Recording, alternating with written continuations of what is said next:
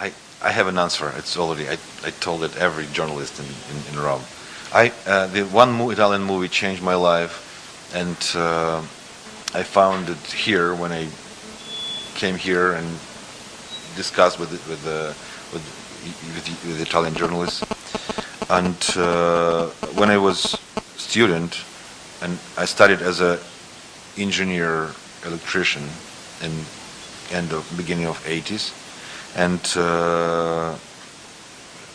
it was in Moscow, and I went to the cinema once in the morning, 10 o'clock, and there was a very small cinema for art house movies, and there was a movie, and in an hour and a half when the movie finished, I smoked one cigarette, and I said myself that I quit. I never gonna be an electrician anymore. And this movie was Dillinger is Dead. It's a Marco Ferrari movie, and I remember this movie even now. And as I understood now that the Wanted, it's exactly the same story and the same character. And it's very different movies. It's the Dillinger is Dead. It's one person in a room for 2 hours, and Wanted is a huge blockbuster. But the core is the same. Tonally, it's the same story. It's a story about the ordinary man changing his life, making big decision, changing his life with a gun, violence, but somehow he was brave enough to change his life. And then there's adventure. I mean, there's the Dillinger is Dead. It's just first act of Wanted. Maybe there is a reason to make a sequel of Dillinger is Dead and to tell the story, what's happening with him on this beautiful boat with a beautiful woman in the sea. You know, it's not speed, it's temp.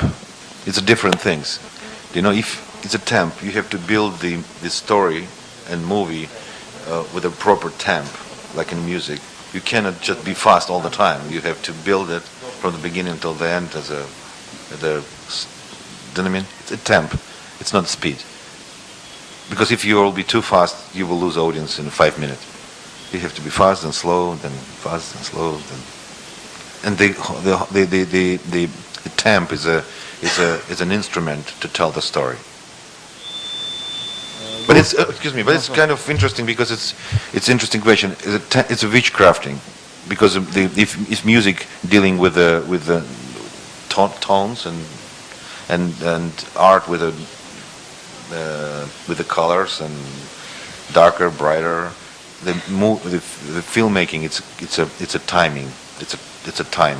We are playing with the time.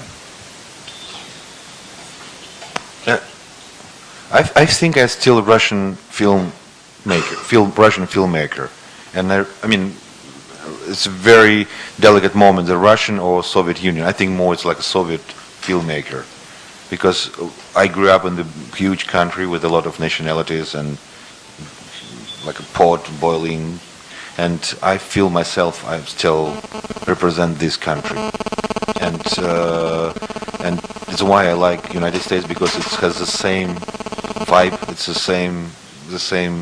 It's a big, ambitious, and a lot of nationalities, and it's easy to communicate. And I'm a person, a citizen of the big country, multicultural, and about me as a filmmaker, I don't know. I cannot understand it. It's it's your business to understand who am I. You will tell me, and I will believe that it's true. Studios. A lot of special effects was made in Russia, but we used the best. There was a great stunt coordinator who created this unbelievable action scene, car chase in Chicago, Mick Rogers, and I was lucky. I had a chance to work with the best people in the industry, and Jim Lamley is a person who helped me with that. Benissimo, allora con questo finale filosofico noi ringraziamo Timur Bekmambetov per la sua presenza, ringraziamo il produttore e Ricordiamo che il film esce il 2 luglio. Grazie. Thank you.